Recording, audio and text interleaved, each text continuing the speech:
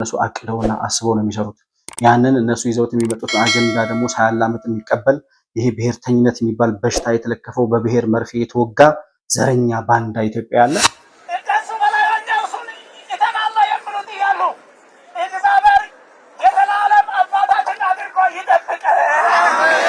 የባለቤትነት ጥያቄ ስላላቸው እነዚህ ወገኖች ናቸው አድዋ ላይ የዘመቱትና ይችን ሀገር ያደረጓት። ቤተሰቡ ከኔ የሚጠብቀው ስፖርተኝነት ወይም ደግሞ በየትምህርት ቤቱ በየክሊኒኩ የሄደ በሽተኛ በማስታመም በማበረታታት ለነዋሪዎቹ ደግሞ የሚሰጠው ትርጉም ምንድን ነው ከተባለ አለኝታነት ይሰማቸዋል። ለካ መንግስት አለ፣ ለካ መንግስት ያይናል፣ ለካ መንግስታችን የኛ ሀዘን ይቆረቁረዋል፣ ለካ በችግራችን ጊዜ ከጎናችን የሚቆም መንግስት አለ። ሀገር የምትባል የእንጀራ ሀገር ሁሉም አለ። አሁን ውጪ ቁጭ ብሎ ኢትዮጵያ እንደዚህ ናት ምናምን የሚል ሁሉ የእንጀራ ሀገር ሁለት ሶስትም አለው። እናት ሀገር አንድ ናት። ኢትዮጵያን የሆነ ነገር ያደርጋሉ፣ ይሟገታሉ፣ መጨረሻ ሲሞቱ ለምን ቅበሩን ይላሉ። ማን ባስጠበቀው ሀገር ነው ማን መጥቶ ቢቀር? የባህር ጉዳይ የህልውና ጉዳይ ነው ማለት የመኖርና ያለመኖር ጉዳይ ነው ማለት ነው። ጥቅም የሚባል ነገር በኢህአዴግ ዘመን ሰምተን እናውቃለን? የለም እኮ ብሔራዊ ጥቅሞቻችን ሁሉ ሸራርፈው አሰብን የሚያህል የባህር በር ወሰደው ብለው ያለምንም ብጣሽ ወረቀት የሰጡ ሰዎች ስለ ብሔራዊ ጥቅም ያወራሉ። እዛ ነበርን፣ እዛ ህይወት ገብረናል፣ እዛ መስዋዕትነት ከፍለናል፣ ጠብቀናል። ስንወለድ ነው ያየነው እንጂ ከትውልድ በኋላ የመጣ የባህር በር አይደለም። በቅርቡ የባህር በራችን ጉዳይ መቼ ይሳካል የሚለውን ጉዳይ ጀነራል ተሾመ ገመቹ የሚነግሩንን ላሰማችሁና ተመልሼ እመጣለሁ።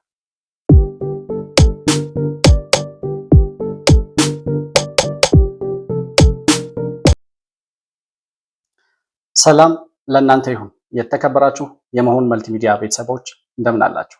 ብሩክ የሾርቅ አሰፋ ነኝ ከመሆን መልቲሚዲያ። የዛሬውን ዕለታዊ ፕሮግራማችንን ይዘን ቀርበናል።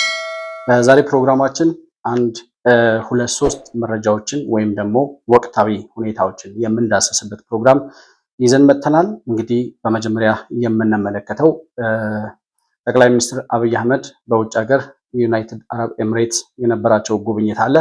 ያንን ጉብኝት አጠናቀው ወደ ሀገር ቤት እንደተመለሱ በጋሞ ዞን በመሬት መንሸራተት ምክንያት ጉዳት የደረሰባቸውን ወገኖች ሂደው ጎብኝተዋል። በውጭ ሀገር የነበራቸው የጉብኝት ቆይታና በተጎጂዎቹ ዘንድ ያሳለፉትን ጊዜ የምንዳሰስ ነው የሚሆነው። እንዲሁም ከዛው ጋር ተያይዞ የሀገር ብሔራዊ ጥቅምና ኢትዮጵያውያን ሀገርን ኢትዮጵያን እንዴት ነው የሚመለከቷት በሚለው ሀሳብ ላይ አስተያየት የሰጡ ወይም ደግሞ ከሰሞኑ ከነበሩ የመንግስታዊ ንግግሮች መካከል ዲያቆን ዳንኤል ክብረትና ጀነራል ተሾመ ገመቹ ያነሷቸው ሀሳቦች አሉ። ብሔራዊ ጥቅም ምንድን ነው? የህልውና ጥያቄስ የብሔራዊ ጥቅም ጉዳይ የሚባለው የብሔራዊ ጥቅም እና የህልውና ጥያቄ የሚባለው ጉዳይስ ምንድን ነው? ማህበረሰባችን ይሄንን ጉዳይ እንዴት ይመለከተዋል? እኛስ ይሄንን ብሔራዊ ጥቅም ለማስከበር ምን ማድረግ አለብን የሚለውን ጉዳይ ከባህር በር ጥያቄያችን ጋር በማገናኘት በመረጃ እያስተያየን እያነጻጸርን የምንመለከትበት ፕሮግራም ይኖረናል። ባነሳነው ሀሳብ ላይ ያላችሁን ሀሳብና አስተያየት በኮመንት መስጫው ላይ ልትጽፉልኝ እንደምትችሉ ለማስታወስ እወዳለሁ። መሆን መልቲሚዲያን ላይክ፣ ሰብስክራይብ እና ሼር አድርጉ። በሱፐር ቻት እና በሱፐር ስቲከርም ድጋፍ እያደረጋችሁ ከፕሮግራማችን ጋር አብራችሁ እንድትቆዩ በአክብሮት እጋብዛለሁ።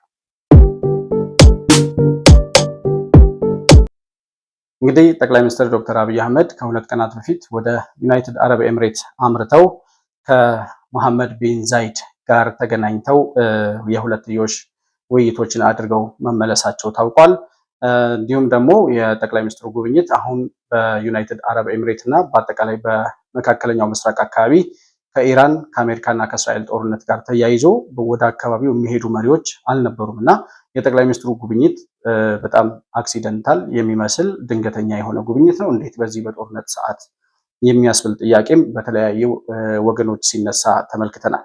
አብቹ እንደዚህ አይነት ሪስኮች ውስጥ የመግባት ብዙ ጊዜ እንደዚያ አይነት ነገሮች ላይ ይገባል። ከዚህ በፊትም የሱዳኑን ፕሬዚዳንት የሚባለውን ያው ብለው የሚጠሩትን አልቡርሃን የሚባል መሪ ለማናገር ሱዳን ድረስ ሂዶ እንደነበር እናስታውሳለን። በጦርነት መሃል በውጊያ መሃል አውሮፕላን አስነስቶ ሱዳን ገብቶ ከአልቡርሃን ጋር ተገናኝቶ የመጣ ሰው እና እንደዚህ አይነት ሪስኮች ለምን የሚል ጥያቄ ያስነሳል። ነገር ግን ያኔም ወደ ሱዳን ሂዶ አልቡርሃን ጋር ንግግር ያደረገው ሱዳን የነበሩ የህወሓት ታጣቂዎች አሁን ይሄ አርሚ 70 የሚባለው ግማሾቹ ወደ ታድሶ የገቡት ማለት ነው፣ እንዲሁም ደግሞ ከሻዕቢያና ከግብጽ ጋር በጋራ በመሆን የተላላኪነት ሚናውን እንዲያቆም ማስጠንቀቂያ ለመስጠት ነው በሰዓቱ ወደ ቦታው አምርቶ የነበረው። ወደ ዩናይትድ አረብ ኤምሬትስ ስንመለስ እንግዲህ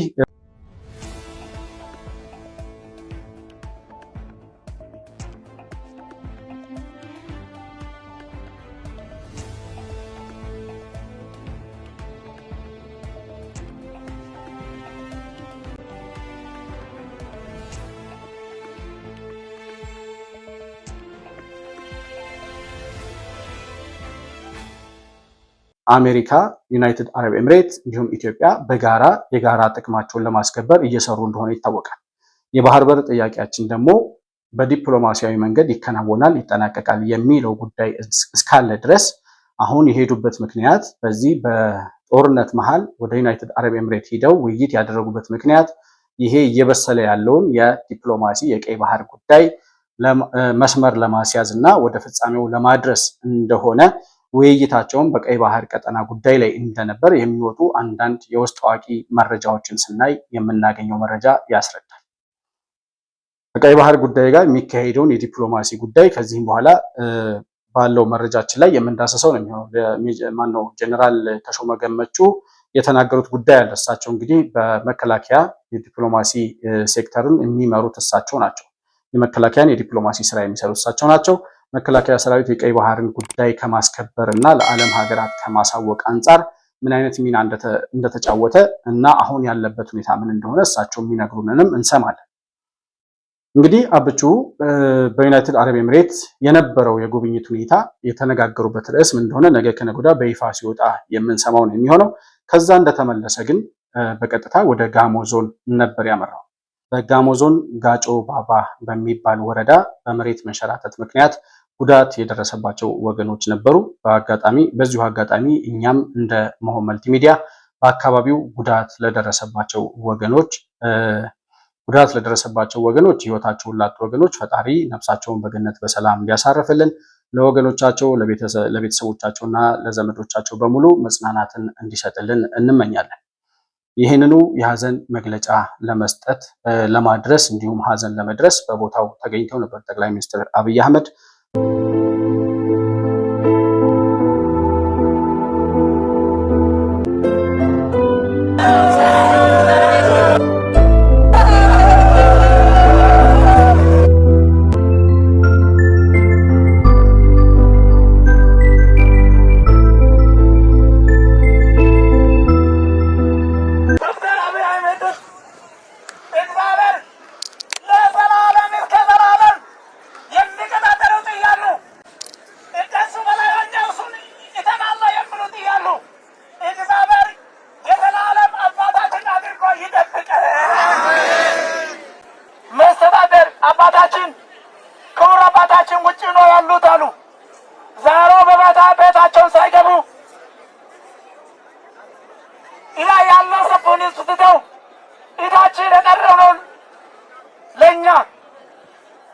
ክቡር አባታችን አብይ አህመድ የተባሉት ይህንን በእግር በፊልም ያላዩትን ለማየት ለእንደ አስነው ህዝብ አለ ለኔ ይህ ህዝብ ካለቀ ማንን እመራለሁ በሚል አላማ ይዘው ቤታቸውን ሳይገቡ ያለውን ቤተ መንግስታቸውን ትተው እኛም ለማየት ስለደረሱ እነሱ በሰላም እንደደርሱ አላማ ቅደ እግዚአብሔር በሰላም ስላደረሰ ነው ማመሰግነው። ክብር ለእግዚአብሔር ይሁን። በቦታው ተገኝተው እንግዲህ ተጎጂዎችን አጽናንተዋል፣ አነጋግረዋል። የደረሰው ጉዳት ምን ያህል ነው የሚለውን ተመልክተዋል። አስፈላጊ የሆኑ ድጋፎችን ሊያቀርብ እንደሚችል መንግስትም የአካባቢው የክልሉ አስተዳደርም ይህንን እየሰራ እንደሆነና በአካባቢው የደረሰው ተደጋጋሚ ነው። ከዚህም በፊት በመሬት መንሸራተት ብዙ ሰው ተጎድቶ እንደነበር እዛ አካባቢ እናስታውሳለን። እና ይሄንን ጉዳት የደረሰባቸውን ማህበረሰቦች ሂዶ በቦታው ላይ ተገኝቶ ማጽናናት እንደ አንድ መሪ እጅግ በጣም ማህበረሰቡ በተለይ ጉዳት የደረሰበት ማህበረሰብ የሚፈልገው ነው። ምን አንድምታ አለው? አሁን ጠቅላይ ሚኒስትሩ ከውጭ ሀገር ጉዞ እንደተመለሰ በቀጥታ ወደ ጋሞ ዞን ሂዶ ለቅሶ ሲደርስ ምን ማለት ነው? አንዳንድ ይህንን ለማጣጣል የሚፈልጉ የሆነ የታይታ ስራ የሚመስላቸው የመሪ ስራ የማይመስላቸው ሰዎች አሉ። ያው አብቹ የሚሰራቸውን ነገሮች ሁሉ ለመንቀፍ የሚሞክሩ ሰዎች ማለት ነው። ግሪን አሻራን የሚቃወሙት የበጋ ስንዴን የሚቃወሙት ምናምን በቃ መቃወም የሌለባቸው ነገሮች ሁሉ የሚቃወሙ ሰዎች አሁንም ይህንን የለቅሶ መድረስ እና ለወገኖቹ አለሁ ብሎ ሀዘናቸው ሀዘኔ ነው ብሎ በቦታው መገኘቱን ለማጣጣል የሚሞክሩ ሰዎች አሉ። ለእነሱ ምላሽ መስጠት አያስፈልግም። ያው ድኩማኖች ስለሆኑ ድኩማን የሆነ ሰው ከዚህ ውጪ ሊናገር አይችልም።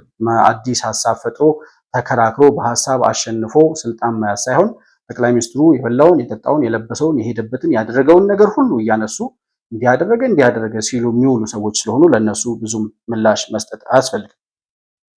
እነዚህ ሰዎች ጠቅላይ ሚኒስትሩ አሁን በትጥቅ በተለያየ የሽብር እንቅስቃሴ ውስጥ ያሉ እንደ ሁለቱ ሸኔዎች አይነት በእነሱ ምክንያት ሰው ሲገደል ጠቅላይ ሚኒስትር አብይ አህመድ ምላሽ አይሰጥም ብለው ሲያሙት እንሰማለን። እንደዚህ አይነት ጉዳት ሲደርስ ተፈጥሯዊ ጉዳት ሲደርስም በቦታው ድረስ ሂዶ ለቅሶ ሲደርስ ደግሞ እንመለከታለን። አሁን ይሄ በቦታው ድረስ ሂዶ ለቅሶ የደረሰው ጠቅላይ ሚኒስትሩ ዶክተር አብይ አህመድ የኢትዮጵያ ጠቅላይ ሚኒስትር ነው። እንደ አንድ መሪ በቦታው ላይ ጉዳት የደረሰባቸውን ሰዎች ሂዶ መመልከት ለሱ ሳይሆን ለሱ ለራሱ የሚሰጠው ሳቲስፋክሽን ይኖራል እንደ ሰው፣ ለነዋሪው ደግሞ የሚሰጠው ስሜት አለ። ጠቅላይ ሚኒስትሩ ሂዶ ለቅሶ ሲደርስ የኔ ሀዘን ነው፣ የእናንተ ሀዘን የደረሰባቸው ጉዳት የኔም ጉዳት ነው የሚለውን ነገር እንደተካፈላቸው ለማሳየት ለራሱም ደግሞ የወገኔ ሀዘን፣ የወገኔ ለቅሶ፣ የወገኔ ሞትና ርዛት ጉዳት በሙሉ እኔንም ይመለከተኛል፣ ይሰማኛል የሚለውን መልእክት እንደ አንድ ዜጋ እንደ አንድ መሪ ለማስተላለፍ ያደረገው ሂደት ነው። ለነዋሪዎቹ ደግሞ የሚሰጠው ትርጉም ምንድን ነው ከተባለ አለኝታነት ይሰማቸዋል። ለካ መንግስት አለ፣ ለካ መንግስት ያይናል፣ ለካ መንግስታችን የኛ ሀዘን ይቆረቁረዋል፣ ለካ በችግራችን ጊዜ ከጎናችን የሚቆም መንግስት አለ የሚለውን የአለኝታነት ስሜት በማህበረሰቡ ዘንድ እንዲፈጠር ያደርጋል። ይሄ ትርጉም ያለው ነገር ሲሆን እንደዚህ በአካል ድረስ ሂዶ ጠቅላይ ሚኒስትሩ ለቅሶ ይደርሳል። ከዚህም በፊት በነ ዶክተር አምባቸው ግድያ ጊዜ ከዛ በኋላ ጉዳት የደረሰባቸው እንደዚህ አይነት ጥቃት የደረሰባቸውን ወገኖች ቤታቸው ድረስ ሂዶ ሲያጽናና ተመልክተናል። እና ሰው ሲገደል ሀዘን አይገልጽም ብለው የሚያለቅሱት ሰዎች ለራሳቸው የፖለቲካ ፍጆታ የሚፈልጉት እንጂ ጠቅላይ ሚኒስትሩ ከማህበራዊ እሴቶቻችን ተቃራኒ የሚሄድ መሪ ሆኖ አይደለም። ምክንያቱም እነሱ ሰው ሲገድሉ፣ አሁን ሸኔዎቹ ሰው ሲገድሉ ጠቅላይ ሚኒስትሩ ወጥቶ እንደዚህ ታጣቂዎች እንደዚህ ሰው ስለገደሉ ብሎ ፕሮሞት ነው የሚያደርጋቸው እንጂ እነዛን የተጎዱትን ሰዎች እንዳይጎዱ ሊያደርጋቸው አይችልም። እነሱን ፕሮሞት ላለማድረግ እናንተ የምታደርጉት እናንተ ሆን ብላችሁ ንጹሐንን በመግደል የመንግስትን አቴንሽን ወደዛ ለመሳብ የምታደርጉትን ትኩረት አንሰጥም፣ አናደርግም እሱን። ነገር ግን እናንተን ለማጥፋት ደግሞ ምንችለውን ሁሉ እንሰራለን ብሎ መንግስት ሽብርተኛውን ሁሉ በየአካባቢው ልክ እያስገባ የመጣ መንግስት ነው። አሁን በተለያዩ አካባቢዎች በኦሮሚያ አካባቢ፣ በጋምቤላ ማነው ቤንሻንጉል አካባቢ ጋምቤላም እንደዚሁ የነበሩ በንጹሐን ላይ የሚደረጉ ጥቃቶችን በሙሉ ያስቆመው መንግስት ነው፣ መከላከያ ሰራዊት ነው። ለአሸባሪዎች የሚሰጠው ምላሽ እንደዚህ ነው እንጂ እነሱ ሰው በገደሉ ቁጥር ለነሱ ሀዘን መግለጫ ካወጣህ ለነሱ እውቅና እየሰጣቸው ትሄዳለህ እንጂ የሚጎዳውን ማህበረሰብ ልትታደገው አትችልም። ለአሸባሪ ምላሽ የሚሰጠው በመሳሪያ ጥቃት ለሚያደርስ ሰው፣ ንጹሐንን ለሚገድል ሰው ምላሽ የምትሰጠው በመሳሪያ ነው እንጂ በሀዘን መግለጫ አይደለም። ሀዘን የሚገለጸው እንደዚህ አይነት ማህበረሰብ ላይ እንደዚህ አይነት ተፈጥሯዊ ጉዳት ሲደርስ እንደዚህ አይነት ተመሳሳይ የሆኑ ማህበረሰቡን ሊጎዱ የሚችሉ ወይም መሪ ይመለከተዋል እንደ አንድ መሪ እንደ አንድ ኢትዮጵያዊ እና እንደ አንድ የኢትዮጵያ ዜጋ በቃ ማንኛችንም ለቅሶ ሲደርስ በጎረቤቶቻችን ሂደን እንደምንደርሰው ወገኖቹ ላይ የደረሰውን ጉዳት እንደዚህ ሂዶ ሀዘን ይካፈላል።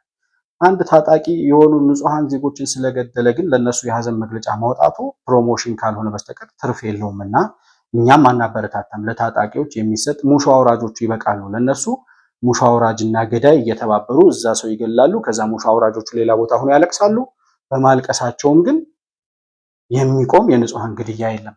የንጹሐን ግድያን የሚያስቆመው የሙሾ አውራጆቹ ለቅሶ ሳይሆን ወይም የመንግስት መግለጫ ሳይሆን የመንግስት አጸፋዊ ምላሽ ነው።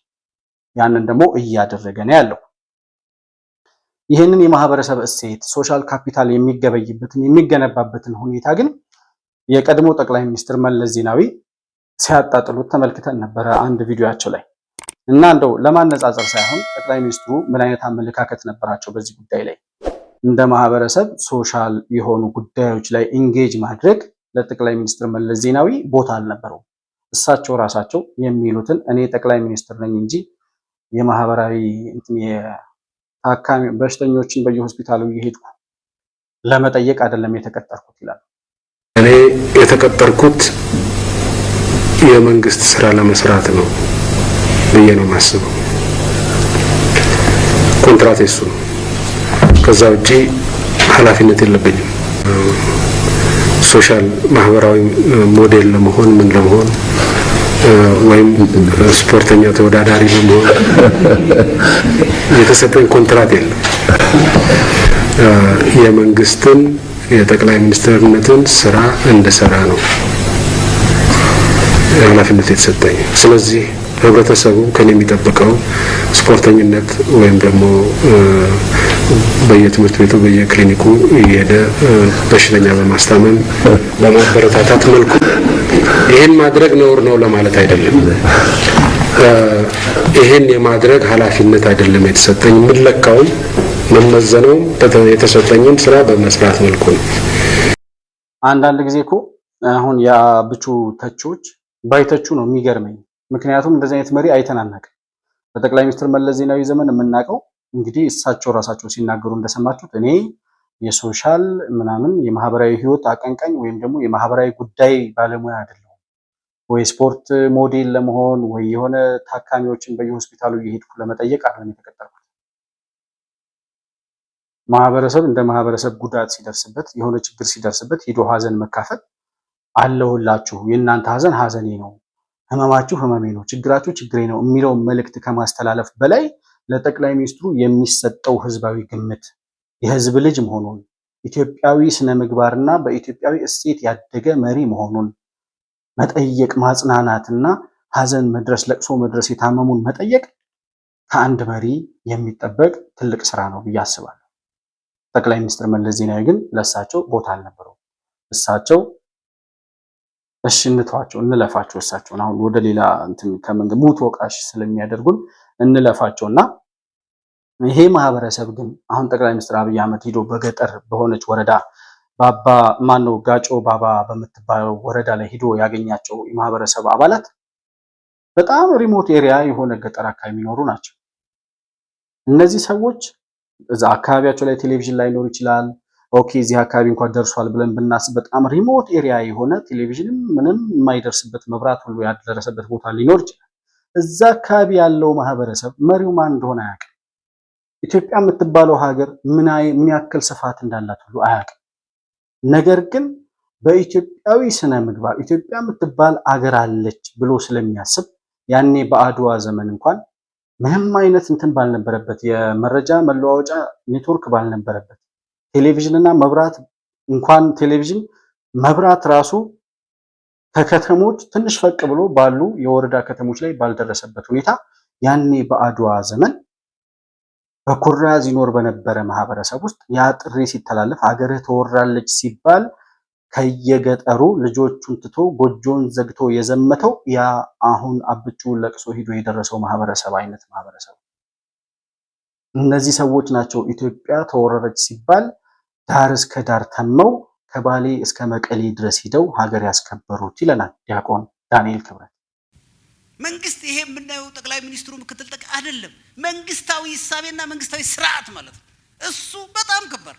የኢትዮጵያ መንግስት እኮ እንደ መዋቅር የማይደርስባቸው እኮ ጎጦች አሉ አገር ውስጥ እንደ መዋቅር ቀበሌ የማይኖራቸው ምንም፣ ግን ሰዎች መንግስት አለን ብለው ግን ያስባሉ።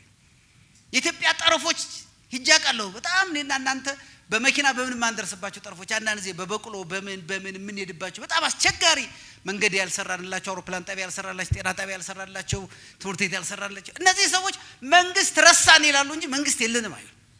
ረስታችሁናል፣ ትታችሁናል፣ ዘንግታችሁናል፣ አልደረሳችሁልንም ብለው ይወቅሱናል። ለምን? የባለቤትነት ጥያቄ ስላላቸው። እነዚህ ወገኖች ናቸው አድዋ ላይ የዘመቱትና ይችን አገር ያደረጓት የአድዋ ጦርነት በተከናወነ በ5ኛ ዓመቱ ነው እንደምታውቁት። የመጀመሪያው በ7ኛ ዓመቱ ነው የመጀመሪያው አድዋ በዓል የተከበረው። መጀመሪያው አድዋ በዓል ሲከበር በዛ ጊዜ የነበሩት ሰዎች መጥተው አሁን አድዋ ሙዚየም በተሰራበት ቦታ ላይ ሰልፍ አሳይተዋል። እዛ ባሳዩት ሰልፍ የመጡትን የተለያዩ ሀገር ሰዎች ዝርዝር አለ በየታሪክ ዶክመንቱ ከየት እንደመጡ። እነዛ ሰዎች ኢትዮጵያ ብለው ነው የዘመቱት። ሌላ ምንም መተውም ያገኙት ጥቅም የለም እኮ ስታውት። ብዙም እኮ ካድዋ ለዘመቱት ሰዎች የተሰጠ መሬት፣ የተሰጠ ካሳ፣ የተሰጠ ምን የለም እኮ ምን ነገር አላገኙም እኮ። አሁን ነው ለአድዋ ዘማቾች መሬት የተሰጠው አሁን ነው። እሱም ፒያሳ ላይ አሁን የተሰራው ሙዚየም በትውፊታዊ ሚዲያ ሰምተው ማለት ነው። ትውፊታዊ ሚዲያ ማለት በትውፊት በታሪክ ከሚነገር ኢትዮጵያ ማለት እንደዚህ ነች ከሚባለው በአካባቢያቸው ያሉ ማህበረሰቦች ስለ ኢትዮጵያ ከሚያወሩት አንዳንድ ትልልቅ ሰዎች ወይም የአካባቢው ገዢዎች ምናምን ከሚናገሩት ነገር በስተቀር በሶሻል ሚዲያ በቴሌቪዥን በምናምን ኢንተርኔት የሚባል ነገር በሌለበት በጣም ጭር ባለ በጣም ጨለማ በሆነ ዓለም ውስጥ ይኖር የነበሩት እነዛ በዛን ጊዜ በአድዋ ዘመን በ1888 ይኖሩ የነበሩት ኢትዮጵያውያን በትውፊታዊ ሚዲያ ሀገር የምትባለውን ነገር ሰምተው ሄደው ሀገር ታድገዋል። እነዚህ ሰዎች መሪው ማን እንደሆነ የዛን ሰዓት ምኒልክ የሚባል መሪ ይሁን ምን ይሁን የሚያውቁት ነገር የለም። ኢትዮጵያ የምትባለው ሀገር እስከ ድረስ ናት የሚያውቁት ነገር የለም። ኢትዮጵያ ተወረረች ሲባል ግን በዛ ደረጃ በባዶ እግራቸው ጦርና ጋሻቸውን ይዘው ሂደው ዘመናዊ ትጥቅ ከታጠቀ ከጣሊያን ጦር ጋር ገጥመው ሞተውና ገድለው ሀገራቸውን የታደጉ ጀግኖች ኢትዮጵያውያን ናቸው። ለእነዚህ ሰዎች ችግር ሲደርስባቸው ሂዶ ማጽናናት፣ አለሁላችሁ፣ አይዟችሁ፣ ሀዘናችሁ ሀዘኔ ነው ብሎ ማለት ከአንድ ኢትዮጵያዊ መሪ የሚጠበቅ ትልቅ ተግባር ካልሆነ ምንም ሊሆን አይችልም። እነዚያ ኢትዮጵያውያን አሁን ያልኳቸው ኢትዮጵያውያን በአድዋ ዘመን በትውፊታዊ ሚዲያ በትውፊታዊ በቃል በሚተላለፍ በነጋሪት እየተጎሰመ በየአካባቢው በሚዞርበት በዛን ዘመን ስለ ኢትዮጵያ ሰምተው ሀገራቸውን ለመታደግ የሄዱት ሀገር ቁሳዊና ሀገር ቁሳዊም ህሊናዊም ስለሆነች ነው ይለናል ዳንኤል ክብረት። ሀገር ቁሳዊም ናት ህሊናዊም ናት። አሁን ሀገሬ ኢትዮጵያ ብለን አሁን እኛ ስንቶቻችን ኢትዮጵያን በአራቱም አቅጣጫ እስከ ድረስ እናውቃታለን ቢባል እጅግ በጣም ጥቂት የሆነ እውቀት ነው ያለን። ምናልባት ትናንሽ የሆኑ ዋና ዋና ከተሞችን ጥቂት የሆኑ ከተሞችን እናቅ ይሆናል። ከዛ በተረፈ ግን በኢትዮጵያ ስፋት ልክ የምናስባት ኢትዮጵያ በህሊናችን እንጂ በአካል ያየናትና የዳሰስናት አይደለች። እና በዛን ሰዓትም በህሊናቸው ያስቀመጧት ኢትዮጵያ የምትባለው ሀገር ስላለች በህሊና የሚጠብቋት በአእምሯቸው የሳሏት ትልቋ ኢትዮጵያ ስዕል ስላለ ያንን ስዕል ብለው ነው ሂደው የዘመቱት የታገሉትና የሞቱት።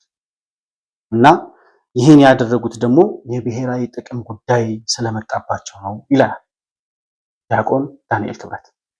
ከዛ ውጭ መሬት አልተሰጣቸው ግን አገር አስከብረዋል። ይሄ የብሔራዊ ጥቅም ጉዳይ ስለገባቸው ነው። የብሔራዊ ጥቅም ጉዳይ የማያገባው ዜጋ የለም። የኔ ያንተ ጉዳይ ነው። የአባይ ጉዳይ የኔ ያንተ ጉዳይ ነው። የኢትዮጵያ ነፃነት ጉዳይ፣ የኢትዮጵያ ሉዓላዊነት፣ የኢትዮጵያ እኩልነት ጉዳይ የኔና ያንተ ጉዳይ ነው። ሌላው ነው የማያገባው። ሌላው አያገባው፣ ችግር የለውም። እሱ ሌላ ሀገር አለው፣ አማራጭ ሀገር አለው። እኛ ግን ያለችን አንድ ሀገር ናት። አንድ ሀገር ነው ያለኝ ብሎ የማመን ጉዳይ ነው የብሔራዊ ጥቅም ጉዳይ። ያ ደግሞ ጋዜጠኛ ሆነ ዳኛ ሆነ ፖሊስ ሆነ ወይም ጥበቃ ሰራተኛ ሆነ ወታደር ሁሉም ነው የሚመለከተው። ጋዜጠኝነት እኮ ሀገር አለው።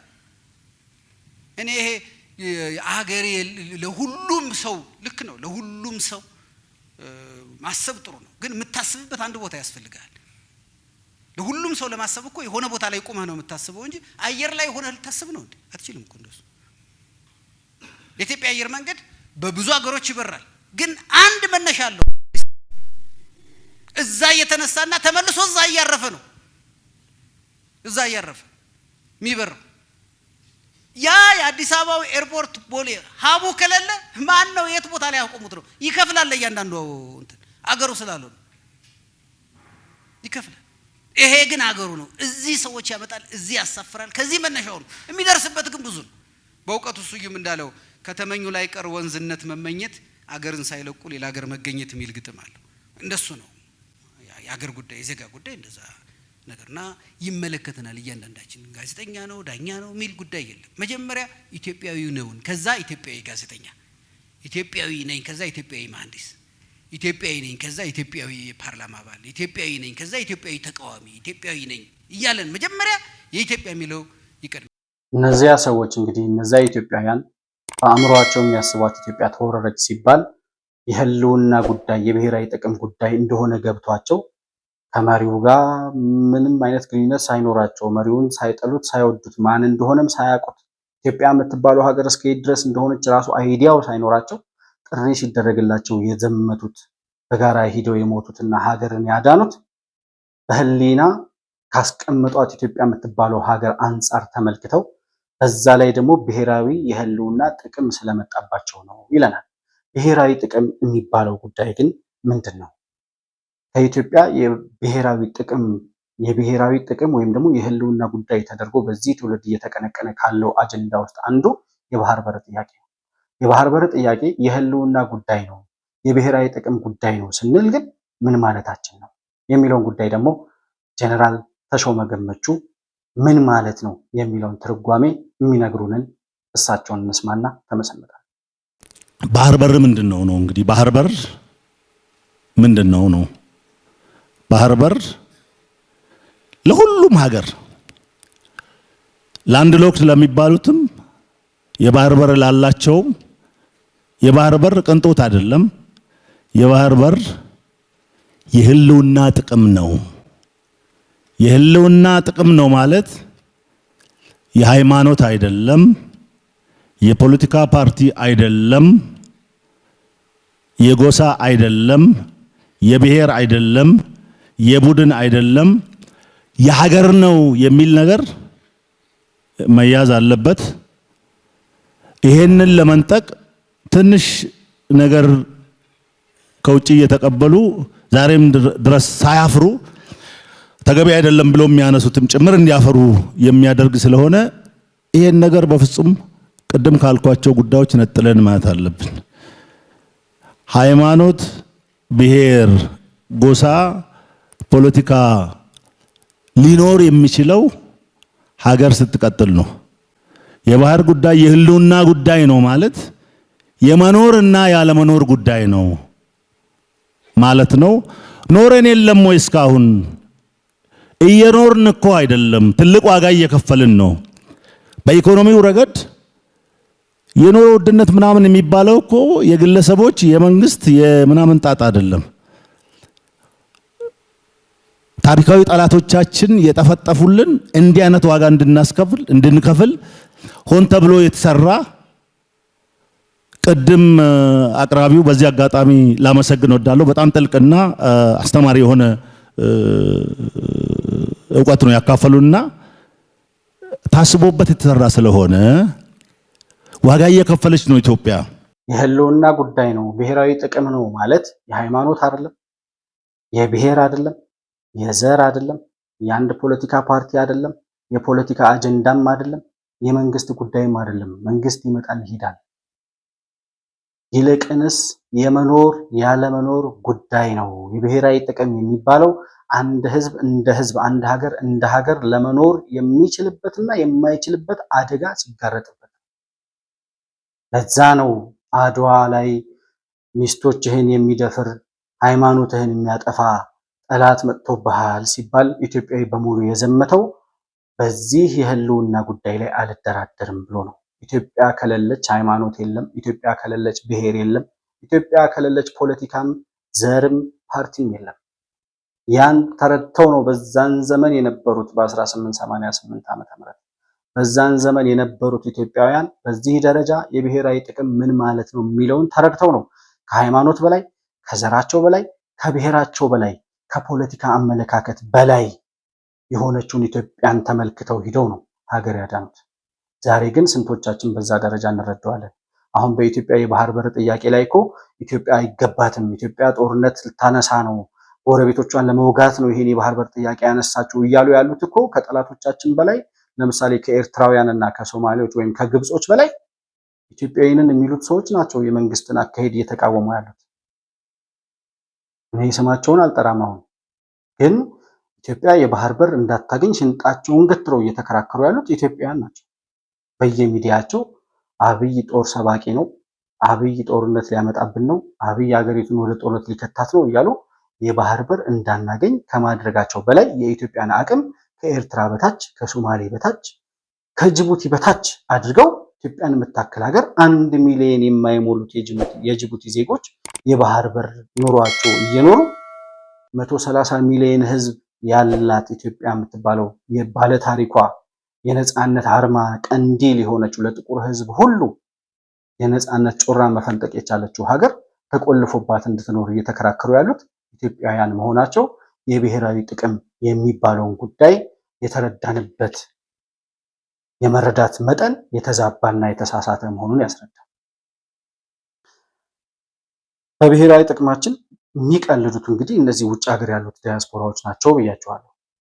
በተለይ በሚዲያው ዘርፍ ያሉት በተቃውሞ ጎራ ላይ ያሉት አሁን በሙሉ ብትጠይቋቸው ኢትዮጵያ አሁን ጦርነት ማንሳት የለባትም ይላቸዋል። መቼ ነው ያጣነውን የተዘረፍነውን የባህር በራችንን መቼ እናስመልሰው? በደባ በወንጀል በኃጢአት በክፋት ስራ ያጣነውን ወያኔ የሚባል ቅኝ ገዢ ኢትዮጵያ ስልጣን ላይ መጥቶ የተቀመጠ ጊዜ የተቀማነውን የባህር በራችንን ዛሬ ካላስመለስነው መቼ እናስመልሰው? በዲፕሎማሲያዊ ጉዳይ አልሆንም አልሄድም ካለ አልሰጥም ካለ ጉዳዩ አልሳካ ካለ በዲፕሎማሲ የሚከፈለው ዋጋ ሁሉ ተከፍሎ ይሄ የባህር በር መመለስ አለበት መባል ባለበት በአሁኑ ወቅት አያስፈልግም እያሉ እየተከራከሩ ያሉት ኢትዮጵያ አስተምራ ወደ ተሻለ ዓለም የሸኘቻቸው ኢትዮጵያውያን ናቸው። ለነሱ ዲያቆን ዳንኤል ክብረት የሚሰጠው ምላሽ አለ። እኛ ምን ያገባላን የኢትዮጵያ ብሔራዊ ጥቅም ሲባል እሺ ይኖራት፣ ግን እኔ ምንድን ነኝ? በቃ ታስከብረው ራሷ። ይሄን የሚለው ሰው ከኢትዮጵያ ምንም መጠየቅ የለበትም። ምንም። ለምሳሌ አንዳንድ ጊዜ በውጭ የሚኖሩ ሰዎች የሚገርመኝ ሂደት አላቸው። ኢትዮጵያን የሆነ ነገር ያደርጋሉ፣ ይሟገታሉ፣ መጨረሻ ሲሞቱ ለምን ቅበሩን ይላሉ። ማን ባስጠበቀው ሀገር ነው ማን መጥቶ የሚቀበረው?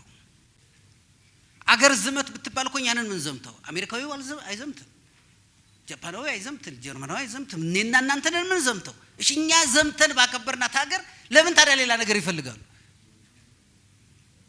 ጀግነታቸውን ቀይረዋል፣ ፓስፖርት ወስደዋል። የኛን ችግር ላለመካፈል መርካቶ ቢወደድና ቢረክስ እኔና እናንተ ነን የምንጎዳው ሄደዋል። እነሱ በኒውዮርክና በዋሽንግተን ወይም በለንደንና በአምስተርዳም ገበያ ነው የሚመሩት። ሶ ይተውልና ኢትዮጵያን በቃ ይተዋል። በቃ ለኛ እዚሁ ለቀረ ነውና ብትወረር ለምን ዘምተው ብትጎዳ ለምናዋጣው ለኛ መተው ነው ያለባቸው። እንደሱ ቢተውልን ኑሮ ከነሱ ጋር አንነጋገርም ነበር። እውነት ነው አያገባችሁ ምንል ነበር። ግን ይመጣሉ፣ ይገባሉ። ለምንድነው ዋሽንግተን ዲሲ ቤት ተከራይተው ኢትዮጵያ የሚያድሩት? ከዛው ለምን የተከራዩበት ቤት ለምን እዛው አያድሩም? ለምንድነው ፌርፋክስ እየሰሩ መርካቶ የሚመለከታቸው? ለምን እዛው ፌርፋክስ አይኖሩ? እንግዲህ ዲያቆን ዳንኤል ሲሉ እንደምትሰሙት እነዚህ ሰዎች ፓስፖርታቸውን ቀይረዋል። ችግራቸውን አንካፈልም፣ የእናንተን ችግር ማየትም መስማትም አንፈልግም ብለው ወደ ተሻለ ዓለም የተሻለ ኑሮ ሊኖሩበት ወደሚችሉት ዓለም መርጠው ሄደዋል። እዛ ሄደው የተሻለ ኑሮ እየኖሩ እኛ ሞተን እኛ ተጋድለን እኛ ዋጋ ከፍለን በምናስቀጥለው ሀገር ላይ ለምን ለመቀበር ይመጣሉ ይላል። ትክክለኛ ጥያቄ ነው። ኢትዮጵያ የሬሳ ማከማቻ አይደለችም። ይቅርታ ለቃሉ። በእርግጥ ለሀገራቸው እዛም ሆነው አስተዋጽኦ ሲያበረክቱ የነበሩ ውጭ ሀገርም ተቀምጠው የሚጠቅም ነገር ለሀገር መስራት የቻሉ ቢያንስ መንግስት ወደ ለውጥ የሚያደርገውን መንገድ ባለማደናቀፍ አርፈው መቀመጥ የቻሉ ኢትዮጵያውያን ሀገራቸው ነው። ነገም ከነገ ወዲያም ሊመጡ ይችላል።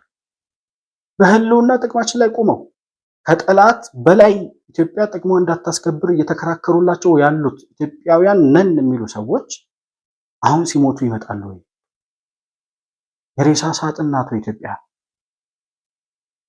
ጥቅሟ እንዳታስከብር እየተከራከርክ ከሀገር ታሪካዊ ጠላቶች ጋር ቆመህ የታሪካዊ ጠላቶቻችንን ዓላማ ለማሳካት ታጣቂዎችን እየረዳችሁ ገንዘብ እያዋጣችሁ እየላካችሁ ታጣቂዎችን በየቦታው እያሰማራችሁብን ኢትዮጵያን ለማፍረስ የምትችሉትን ሁሉ እያደረጋችሁ የኖራችሁ ሰዎች ስትሞቱ ትመጣላችሁ ወይ ነው ጥያቄያችን። እና ለምን እዛው አይቀመጡም? እዛው የሆነ ሞርጌጅን ከፍለው ምንም ብለው ቤት ገዝተዋል። ለምን እዛው በገዙት ቤት አይቀመጡም? ወይ በተከራዩት ቤት አይቀመጡም? ፓስፖርታቸው የሚለው እኮ ወይ እንግሊዛዊ ነው ወይ ጣሊያናዊ ነው ወይ አሜሪካዊ ነው ወይ ዴንማርካዊ ነው። ካልሆነም አምስተርዳም ነው የሚኖሩት ይላል ዳንኤል ክብረት። እነዚህ ሰዎች ግን እዛ እየኖሩ ኢትዮጵያ ውስጥ የሚያድሩት ለምንድን ነው? አንዱ ትልቁ ችግር የሆኑብን አሁን እነሱ ናቸው። ከጠላቶቻችን በላይ ከኤርትራውያን፣ ከግብጾች፣ ከምናምን ከምትሏቸው ከጠላቶቻችን በላይ ጠላት የሆኑብን አሁን ጠላት የሚገዛቸው ኢትዮጵያውያን ናቸው። ባንዳዎቹ ኢትዮጵያውያን ማለት ነው። እና እነዚህ ታሪካዊ ጠላቶቻችን ደግሞ ኢትዮጵያ ብሔራዊ ጥቅሟን እንዳታስከብር የተለያዩ ባንዳዎችን እየገዙ የሚያስቸግሩንና በጥቅማችን ላይ የሚቆሙት ታሪካዊ ጠላቶቻችን በቀጥታ ታጣቂም የሚገዙብን፣ ባንዳ እየገዙ የሚያሰማሩብን፣ በየአካባቢው የትጥቅ ትግል የሚያሰማሩብን፣ ሽብርና ወንጀል በሀገሪቱ እንዲበራከት፣ ዜጎች በሰላም እንዳይኖሩ፣ በአጠቃላይ ሀገር ውስጥ ሰላምና መረጋጋት እንዳይሰፍን ብቻ ሳይሆን ሀገር ብሔራዊ ጥቅሟን እንዳታስከብር የሚሰሩት የታሪካዊ ጠላቶቻችን ስራ መሆኑን ከግብጽ ጀምሮ በተለይ ከነዚህ ተላላኪዎች ጀርባ፣ ከሻዕቢያ ጀርባ፣ ከሸኔዎቹ ጀርባ ሆና የኢትዮጵያን የማደግና የመበልጸግ ራዕይ እንዳይሳካ እያደረገች ያለችው ግብጽ መሆኗን ጀነራል ተሾመ ገመቹ አስረግጠው የሚነግሩን ነገር አለ። ሎዋስ የምትባል ሀገር ማንሳት ይቻላል። ቪየትናም ጋር ነው ያለችው። ላኦስ፣ እሷን ማንሳት ይቻላል። ላኦስ አሁን ላንድ ሎክድ ናት። ቪየትናም ጋር ተነጋገሩ። ቪየትናም የሆነ ፓርቱን ከላኦስ ወሰደ። ላኦስ ደግሞ በጣም በሚገርም ሁኔታ የባህር በር በትውስት ሳይሆን በኮሜርሻል ሞዳሊቲ ሳይሆን በአባትነት በባለቤትነት እየተጠቀመች ነው የሚገኘው። ስለዚህ ምኑ ጋ ነው እዚህ አፍሪካ ቀንድ ሲመጣ አዲስ የሚሆነው የሚለውን ነገር ለማንሳት ሁሉም ቅንጅት የግብጽ ጉዳይ ነው። ሁሉም ቅንጅት የታሪካዊ ጠላቶቻችን ጉዳይ ነው። እነሱም የኋላ ኋላ ያምኑታል እንጂ ከነዚህ ታሪካዊ ጠላቶቻችን በስተቀር ሁሉም የዓለም ክፍል ኢትዮጵያ የባህር በር እንደሚገባት፣ ስፔሻል ኬዝ እንዳላት፣ ወደዚህ መምጣት እንዳለባት፣ መታገዝ እንዳለባት ያምናሉ። ሲጠይቁም ነበረ። ይሄ መያዝ መቻል አለበት ማለት ነው። እንደዚህ ነው ነገር የሚሰራው። እንደዚህ ነው ጠላት የሚሰራው። ኢትዮጵያ እንዳታድግ እንዳትበለጽግ እድሜ ልካቸውን በጀት ይዘው ከሀገራቸው የአንድ ዓመት ፖሊሲ ሲያጸድቁ ከፖሊሲያቸው ወይም ከስትራቴጂያቸው መሃል ኢትዮጵያን ማዳከም የግብጾች ተቀዳሚ ዓላማ ነው። ሻዕቢያን ያደራጁት ለዛ ነው። ጣሊያን መጀመሪያ ወሮን የነበረው ለዛ ነው። ኤርትራ እንድትገነጠል የተደረገው በዛ ሴራ ነው። ሻዕቢያ የሚባል ፍልፈል የተወለደው ከዛ በኋላ ወያኔ የሚባል ባንዳም የተፈጠረው ከዛ በዛው ስትራቴጂ መሰረት ነው። ግብጾች ናቸው ወልደው ያሳደጓቸው ሻዕቢያንም ወያኔ። አሁን ገና ሰሜን ብቻ አይደለም ይላል ዳንኤል ክብረት። ይመጡላቸዋል፣ ሶማሌ ይመጣሉ፣ ጋምቤላ ይሄዳሉ፣ ሌላም ወደ መሀል ሀገር ይመጡላቸዋል። ምክንያቱም እነሱ አቅደውና አስበው ነው የሚሰሩት።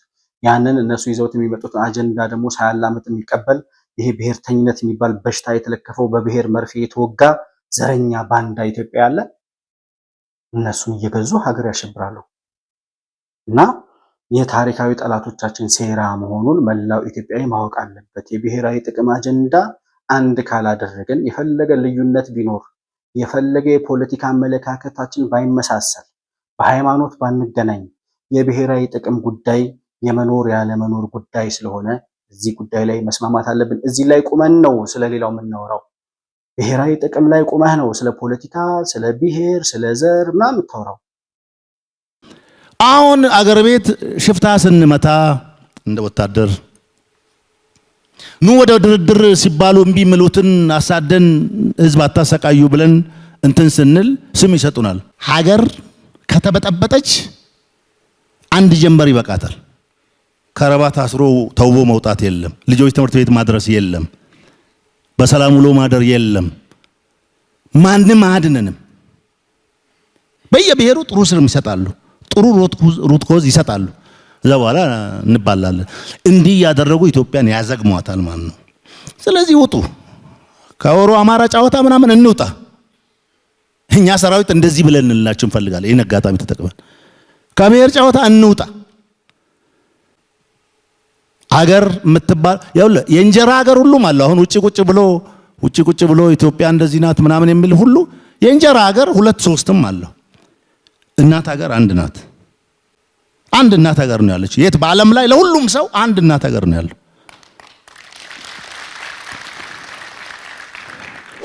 እንደውም በቅርቡ አሁን እኛ ምን እያልን ነው? ከእናት ሀገርነት ወደ አባት ሀገርነት ለመሸጋገር ኢትዮጵያ እየተጋች ነው። ምንድነው በሁለቱ መካከል ትራንዚሽን ይኖራል። የሆነ ሀገርም እኮ አባት ሀገር ምናምን ብሎ ስል ራሱን ሰይሞ እንጂ ከፈጣሪ አንተ አባት ነህ አንተ እናት ነህ ተብሎ አልተሰጠም። ኢትዮጵያ ግን ትልቅ ናት። ኢትዮጵያ ግን ወሳኝ ሀገር ናት በዚህ በአፍሪካ ቀንድ። ኢትዮጵያ ግን ታሪካዊ ናት። ኢትዮጵያ ግን ጥንታዊ ናት። ኢትዮጵያ ግን ፊውቸሪቲ ያላት ዓለም ራሱ በዚህ ቀጠና የሚመካባት ሀገር ናት እና የአባትነት ጉዳይ የሚገባት ጉዳይ ነው። እሱ አሁን ቶሎ ስለማይገባን ወደዛ አልገባም። ግን እስኪ በእንጀራ ሀገሩ እና በእናት ሀገር መካከል ያለው ልዩነት ይዘን እንጀራ ሀገር ቁጭ ብለው ኢትዮጵያን የሚያፋጁትን መስማት የለብንም። ሀገር ከሌለች ይሄ ሁሉ ነገር የለም። የብሔራዊ ጥቅም ማለት ደግሞ እንዴት ነው? አሁን የባህር በር ጉዳይ የመተንፈስ ያለ መተንፈስ ጉዳይ ነው።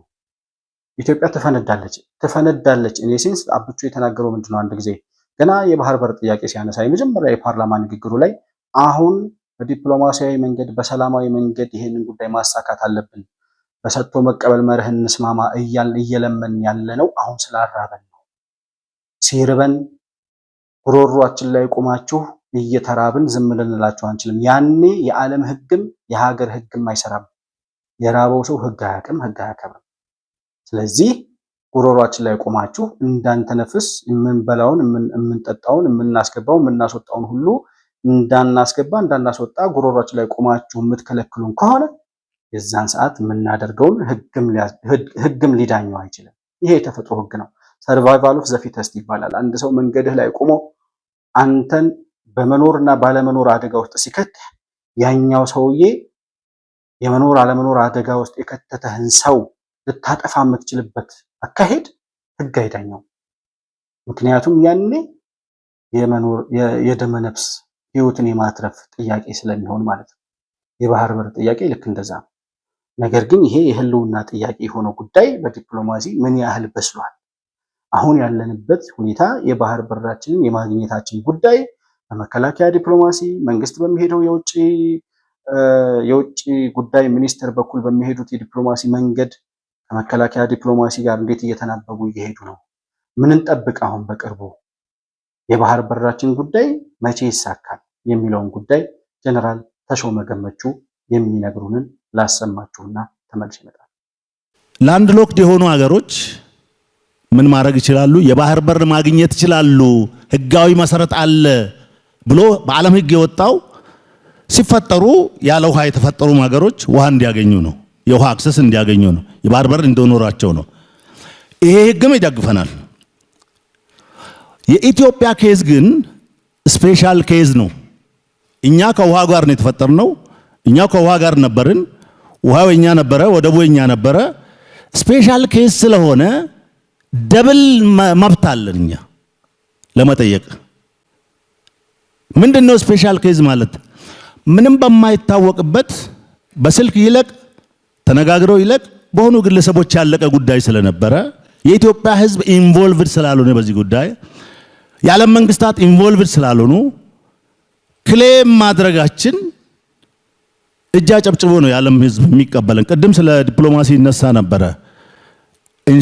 ላረጋግጥላችሁ የምወደው ይሄ ስፔሻል ኬዝ የሚባል በመኖሩ ምክንያት ዛሬ በቴሌቪዥን መስኮት ወጥቶ ኢትዮጵያ የባህር በር ይገባታል የሚል አንድም ኢንተርናሽናል ኮሚኒቲ የለም። ይሄን ላረጋግጥላችሁ። ይሄ ማለት በዚህ በሁለት በሶስት ዓመት በተሰራው ስራ ደግፈውናል የዓለም መንግስት እያልኳችሁ ነው። ተቀብለውናል እያልኳችሁ ነው። ይገባታል እያሉ ነው እያልኳችሁ ነው። ስለዚህ ጥርጥር የለውም። በዲፕሎማሲ መንገድ መጨረስ አለብን ብለን ስንልም ከዚህ ጀርባ ይሄ እውነት ስላለ ነው። ከዚህ ጀርባ ይሄ ኃይል ስላለ ነው እና በዛ የማለቅ ጉዳዩ ሰፊ ነው። ለምን ኢትዮጵያ ስፔሻል ኬዝ አላት፣ የተለየ ኬዝ አላት። በቻውቻው ነው ያለቀው ጉዳዩ እንጂ ህጋዊ ማዕቀፍን ተንተርሶ ያለቀ ጉዳይ አይደለም። ሳቦታጅ ነው የነበረው የሚለውን የዓለም ማህበረሰብ ስለሚያውቅ ተቀብለውናል። ታሪክ የሚባለው እንዲሁ ታሪክ ምናብ ሳይሆን ታሪኩ ምንድነው? ኦሽን ሊንክድ ናት ኢትዮጵያ የሚለውን ለማንሳት ነው። በዚህ ብቻ ማሸነፍ እንችላለን። በዚህ ጉዳይ ብቻ ማሸነፍ እንችላለን። ይሄንን ያዙ።